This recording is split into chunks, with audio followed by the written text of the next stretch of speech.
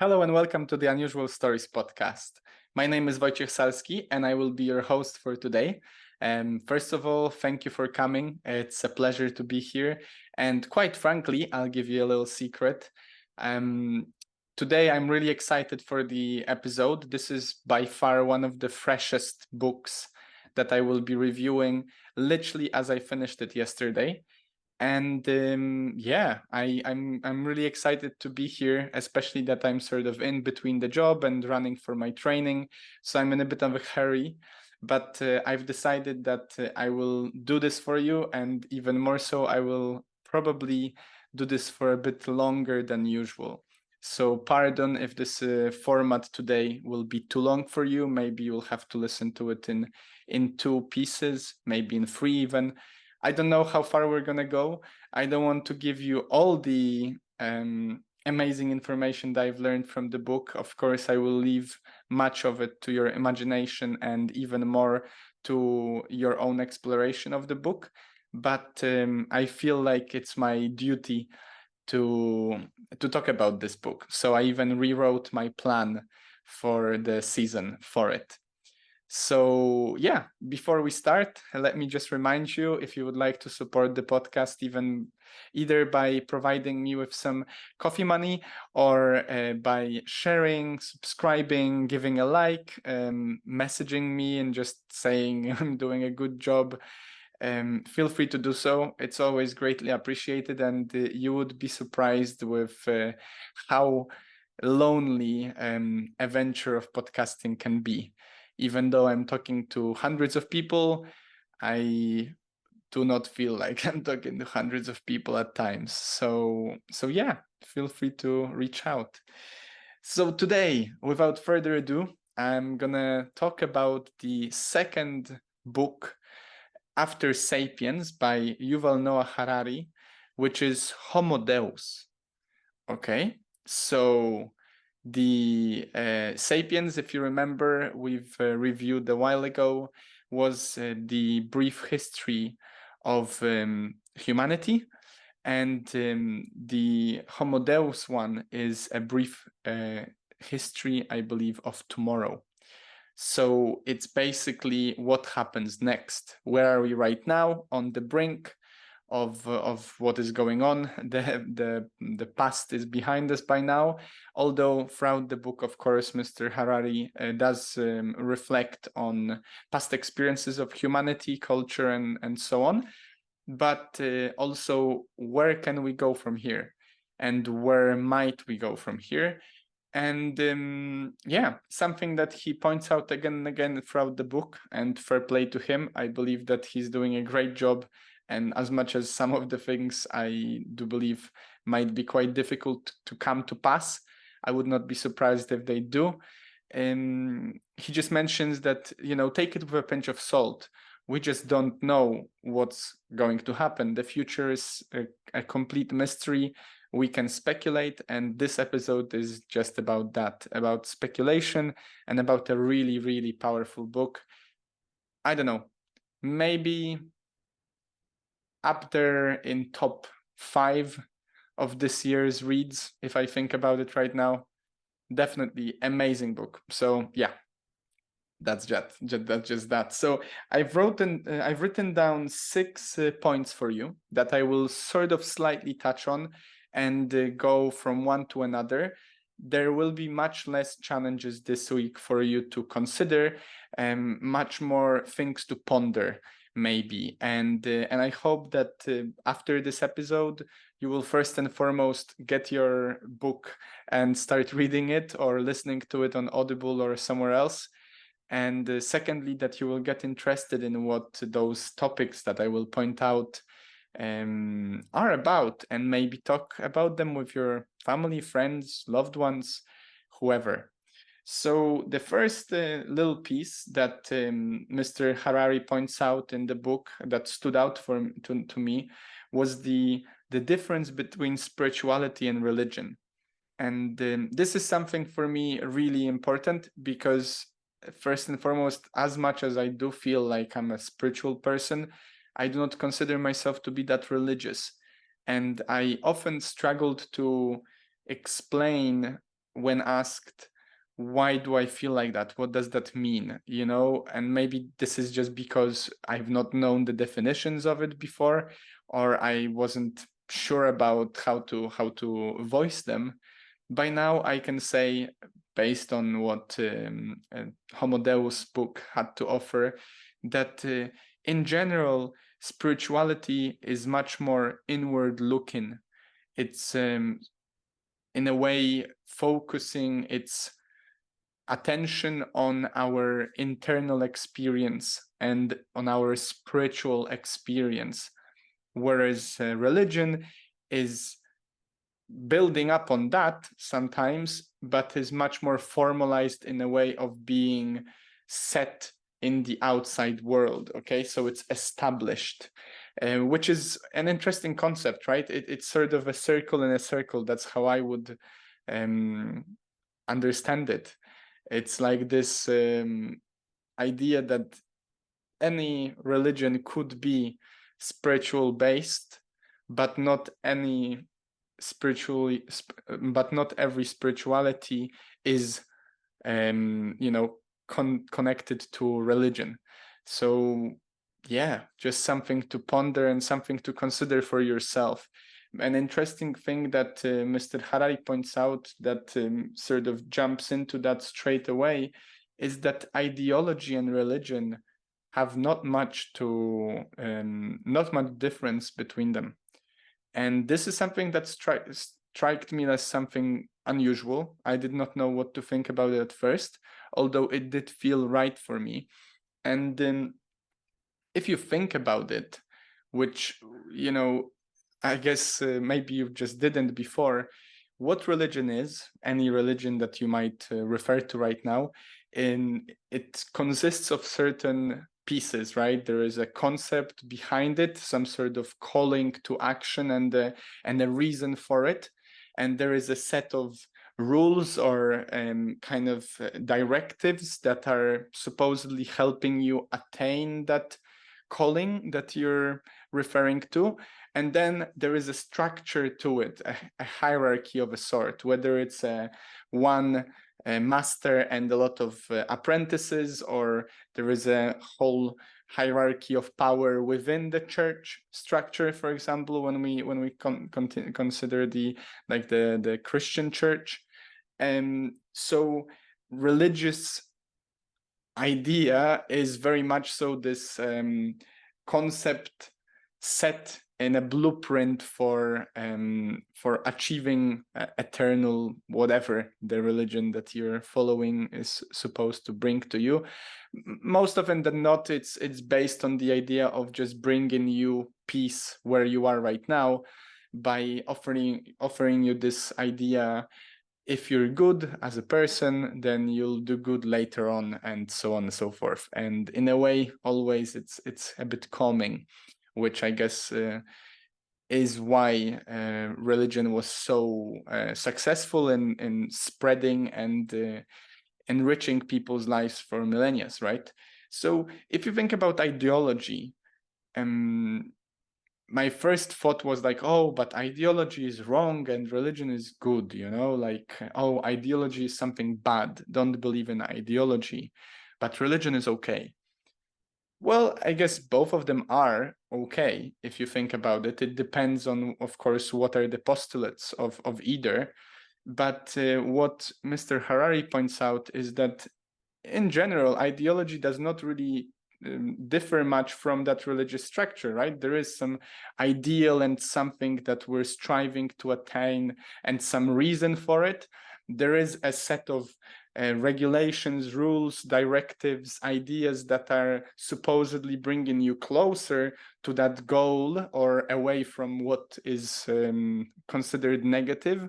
And then there is a certain hierarchy or a certain structure to it all, a blueprint. So you either have the one central location that everything is directed from, or maybe you have a bunch of small communities that are supporting one another. And you might be hearing some different ideologies out there when I'm referring to them. But for the most part, if you look at this is exactly the same as religion, right? There is an idea, there is a set of concepts, there is a way and a sort of a motivation for it, and a structure to facilitate it. And whether it's in economy, whether it's in the spiritual sphere, the religious sphere, whether it's in general in terms of democracy or a way of facilitating communication, all of this could be considered either, you know. And my first thought when I heard that was that maybe religion just got out of fashion, you know. It's no longer fashionable to be religious, but it is quite fashionable in the 20th and 21st century to believe in something, in an idea, to be a part of an ideology, right? And why am I saying that? Why am I talking about ideologies and religions here, right? This is Homo Deus. This is about the future of humanity. Why are we here? And so basically, Mr. Harari, very early on in the book, puts our Homo sapiens perspective on a timeline, showing us a little recap of what happened in Sapiens, and then drawing conclusions from that. And the one thing that Mr. Harari points out again and again that has driven humans towards whatever is stories. This is ultimately what is happening right now, if you think about it. We are storytellers. Thanks to our language, we're able to conceptualize things and consider them much more deeply and abstractly than potentially any other being on our planet. Of course, we don't have all the resources to prove that, but it seems to be the right course of thought.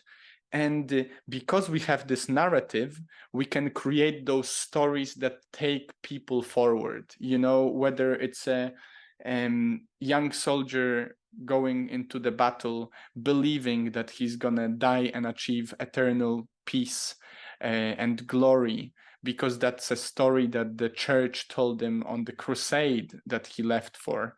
Whether it's a young employee entering a company with lots of ideas and belief that this company will take him forth in his quest of eradicating cancer in the world. It's a story. Until changed into something physical, it is a story. And even if it is changed into physical, ultimately, it's a good story. The people that are easily listened by others are usually great storytellers. And for many different reasons, for many different concepts, the story can be said, can be told in a way that is more entertaining or less. Sometimes it's very gripping. Sometimes it's almost implausible to be. And all of those are part of a bigger meta story of our human experience, you know, the human experience, experiencing this human condition we live in. And this brings us neatly to Mr. Harari's first point of potential future. He seems to underline that over the past years, especially over the past 10, 15 years, we have, especially in the West, but also in the East, turned more and more into the technocratic story ideology. Technology became the religion of our time. And I know it might sound wrong, right? You might feel a bit uncomfortable about that idea. I know I do. I feel like I believe more than just technology and in technology. But it does seem to become more and more ingrained as a part of our daily experience. I mean, at any given moment, you're probably surrounded by 1 up to 5 on average different electronic tools that are helping you communicate, work, eat, anything really. You know, the fact that you're listening to this means that I had to exploit some of my electronics here, and you're probably using some of your electronics listening to it, unless you've managed to reach this audition, this audible, talk from space. But for the most part, it's all around us: technology, technology, technology. And over the past few years, especially with its exponential growth and acceleration, it does seem to be our next big thing. We are no longer in many areas thinking about the next life. Rather, we're focusing on how to extend this one, how to make sure that we don't die, how to ensure that we become digitalized and we never have to worry about being alive or dead again. And so the virtual realities and all of the virtual life that all of us is now experiencing, and the AI advent, which we will talk about in the next episode when we dive into the Scary Smart book by Mo Gadat, it just seems to be the technocratic world right now. And technocracy, of course, sounds like an ideology. So Mr. Harari gives us an alternative to that, if you wish. It's called dataist, and those are the religious believers that data is above all God. So information is the most important aspect of the human experience now. It's all about data. And one of the commandments, one of the ideas of dataists is to renounce our privacy in exchange for data flow all around us everywhere. And not necessarily because we agree, rather because it's already there. And of course, we're all part of it. If you like things on Facebook, you're a part of this movement. If you're enjoying videos on TikTok, you're probably a part of this movement. If you're listening to this, I am a part of this movement because I put it out, and you're a part of this movement because you're listening to it. Of course, that does not mean that this is the most important thing in your life, but for many people it is. And for many people going forward, especially generations after us coming, the younger generations, they might just think that. And here I have just a wonderful allegory, that comparison that Mr. Harari points out, that, in the past, when people were encouraged to believe in God and behave well, we were encouraged to think that there is this all omnipresent God who knows and sees it all. So you need to watch for what you think, what you say, what you do, because you will get in trouble. And isn't that quite the same as the all-encompassing database that watches every word, every tagline, every action, every like that you do? And here it seems to be the right moment to mention that, for example, in countries of more totalitarian stance, such as China, they are already introducing certain ways of controlling you as you walk down the street. If you've seen the protesters from, I believe, 2 years ago, covering their ears, even not only their faces with the masks, but also ears, because the surveillance system there is so well interconnected to the databases that the camera can recognize you as you cross the street on the red light, because you've not covered your ears. So this idea of God watching us at all times, it seems like that's exactly what's happening right now. We're creating, as a species, a God which will look over our shoulder at all times. And however you feel about that, I'll leave it to you. we'll dive a little bit deeper into that when we talk about Scary Smart book. So a fun fact that I've learned about Facebook algorithm experimenting, and please remind yourself and remember that the book written by Mr. Harari has a few years already. So this is not all the top up-to-date information, which means that there's probably even better algorithms right now for that. But a very interesting experiment they've done was they've put people to answer a set of personality questions and sort of preference questions. And then they asked those people to answer those questions, as well as their spouses, friends, colleagues from work, stuff like that. And the algorithm, Facebook algorithm, was supposed to guess the answers as well. And so if the person who was in question clicked 10 likes in Facebook on their profile before, the colleagues of that person were outperformed by the algorithm. So only 10 likes, and the algorithm knows more about you than your workmates. 70 likes was a threshold for the algorithm to know more about you than your friends. And 300 likes was the threshold for the algorithm to recognize your preferences and assume them better than your spouse. Remember that spouse might mean a person who lives with you for the past 5, 10, 30 years. And even the algorithm was better at choosing and guessing the preference of the person than the person themselves. I'll just let you digest that for a moment. Let that sink in.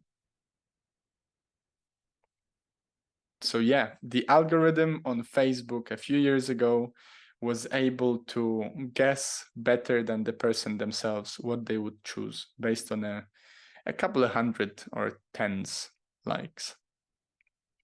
Something to think about. And now, as I said, it's all about data and this dataism schism of religion, and something that I wanted to sort of jump to the side with right now is the idea of ourselves as algorithms.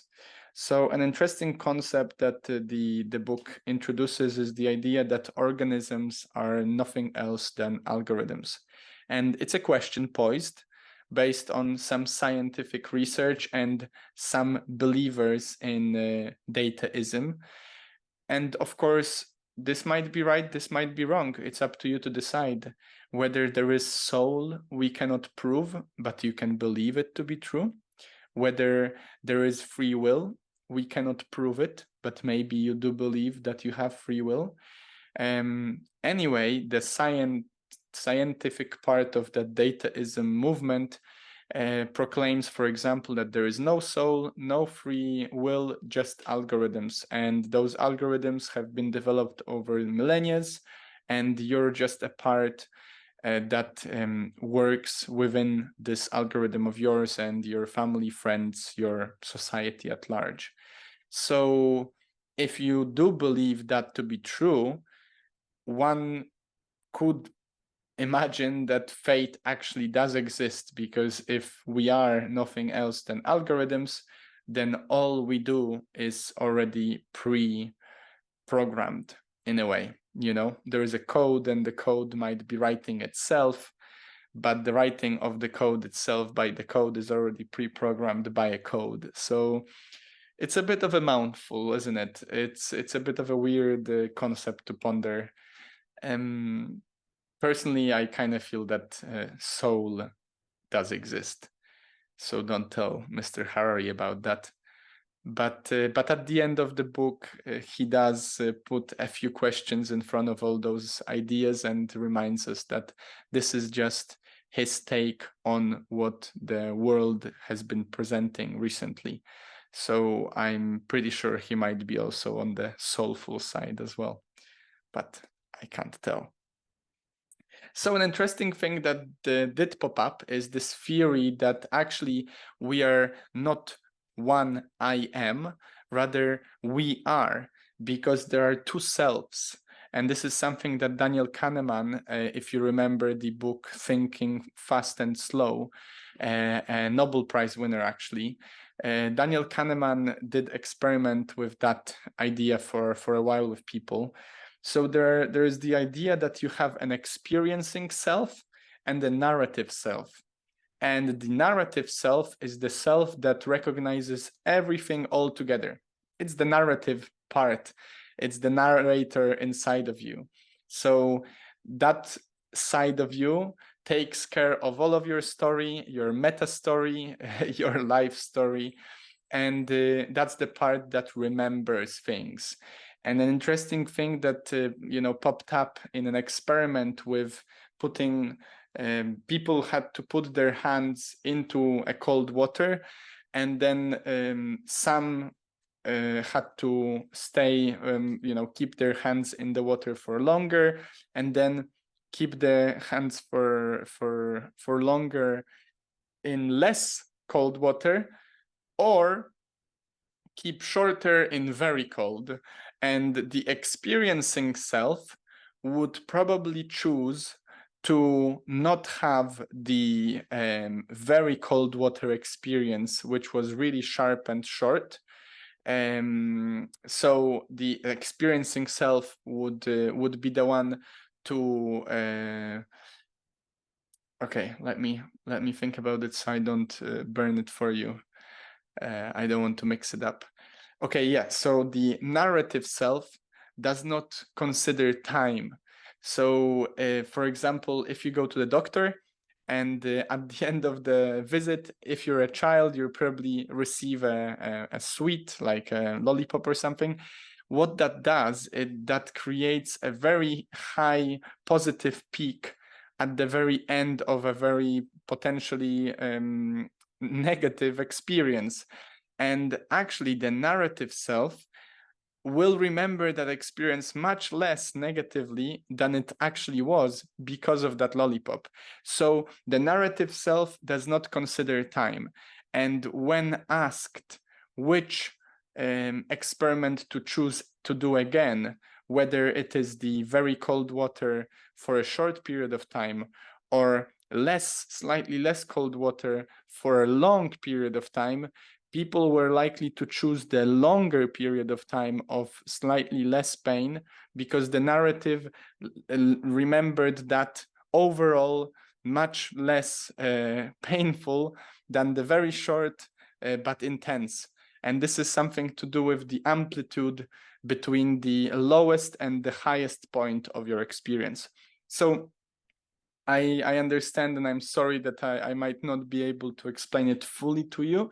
This is an invitation to explore the book, and also Thinking Fast and Slow is definitely one that I would encourage you to read. I'll probably have to reread it because it's huge amount of wonderful information. But yeah, that was an interesting idea. So the idea here is that there is not actually two of you. There's not actually one of you. There is two of you experiencing, right? One is experiencing here and now, and one is looking over the first one's shoulder and sort of keeping track like a little scribe, writing down all the experiences. And I found that quite marvelous, beautiful. And I could see that. Maybe one of them is ego and the second one is soul. Why not? So finally, and I do say finally because I don't want to take too much of your time, and I wanted to stop on this one for a moment.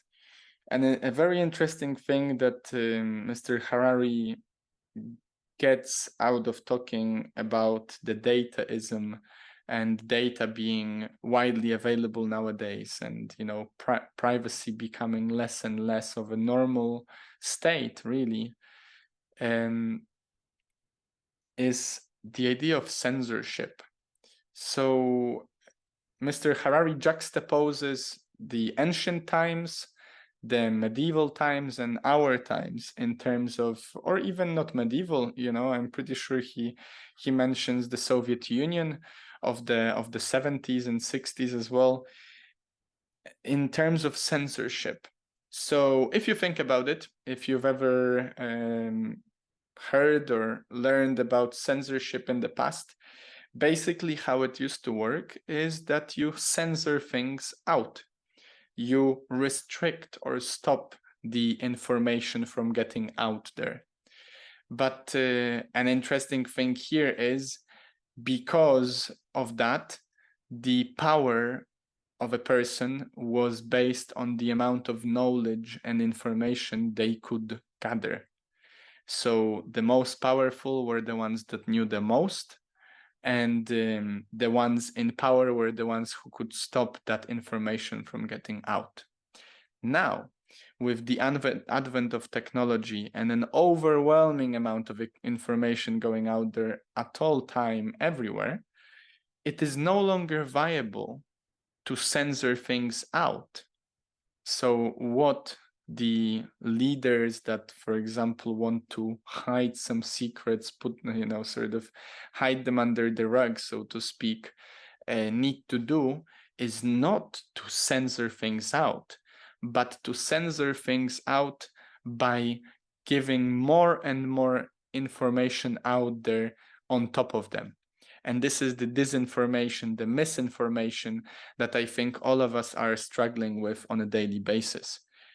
Personally, I don't quite know who to trust when it comes to any sort of legacy media. I don't watch TV. I barely read any newspapers apart from a few that I believe to be very, very much so focused on the objective. But then yet again, I cannot truly know. And with the ease which comes from creating content nowadays, and faking news and doing all kinds of stuff, it is very, very visible that censorship is all about putting more things out there, so you just cannot dig through it all and you do not know what's true. So if you want to hide something under the rug, instead of not allowing someone to see it because they'll see it anyway, with all the privacy being diminished over time, you just send out 5 more very different and peculiar messages at the same time. And this is definitely something to consider for yourself. Whenever you hear about some very loud news story that is like, everyone is talking about it right now, it's a scandal, whatever. Of course, this might be a story worth telling, but I could bet you that there is even a bigger and more troubling story behind the scenes, which is just hidden behind all this noise about this seemingly important, but probably much less so than other story. And we've sort of flipped the pyramid upside down with this all, because now the power is in knowing what to ignore. So the powerful person is not the person who knows it all, but the person who knows what not to pay attention to. And that I find so profound. I was dumbstruck when I heard that idea. It's so exquisite. Like, yeah, it's good to know what you don't have to know. It's good to turn off the TV if the only thing you get from the TV is the negative news about some random stuff that happens all over. Why do you need that? It's good not to scroll through social media mindlessly, because your mind can only take so much information. And if you do that, then when the information comes that is important, your mind might not even recognize it as such. This is so crucial, And I think in general in life, and now this is just my thoughts, not the book's ideas at all. I feel that in general, we have come to the point when there is so much to do and so little time, that a great wisdom lies in knowing what not to do. in choosing wisely your time, knowing who to spend time with and who to leave alone, you know. And apart from a question which I'll ask you at the end, this is my challenge to you for this week. One challenge, only one. And I'm pretty sure we've already talked about it once on an episode sometime in the past, which does not exist. Consider what is worth your attention, who is worth your time, and what activities are worth your life. Have a think about that. It might not be easy to answer. You might have to make some awkward phone calls and cancel the plans with the friends that you don't like, or drop reading that book, which definitely is not for you and you've been just trying to get on, or stop watching the TV that you watch so mindlessly every day, even though it's not even something you like and it just makes you feel sick. Yeah, consider your time and consider your attention, because those are two things that are finite, and those are the two things that you truly do have: time and attention. That's basically what life is consisting of. And when we delete some of the things that we don't need in life, we find more time for the things we do need and want and care for. So yeah, that went deep, I hope. It definitely did for me. At this point, I wanted to ask you one of the 3 questions. I will not give you the other 2 because I want you to read the book. One of the 3 questions that Mr. Harari finishes the book with is here paraphrased and goes something like, how would you feel to know that the intelligent algorithms out there may know more about you than you do yourself? How would you feel about that?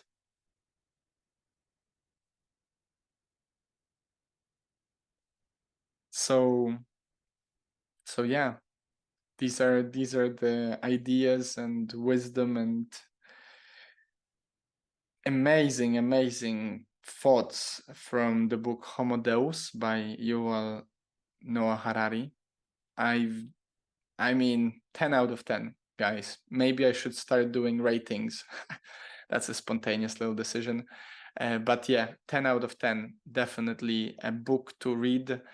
If you can read Sapiens first, even better, but don't worry if you don't.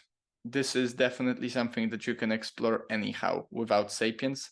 And even more so, 21 Lessons for the 21st Century is always there for you if you want a slightly smaller and more, down to earth book by Mr. Harari. Other than that, have a wonderful week. I am very, very excited for you to hear this episode. I hope you enjoyed it.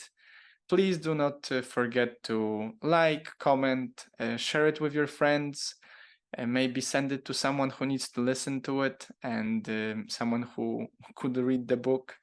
And always feel free to support. I greatly appreciate your time, and yeah, have a wonderful week. Stay happy, stay healthy, and I'll see you next time.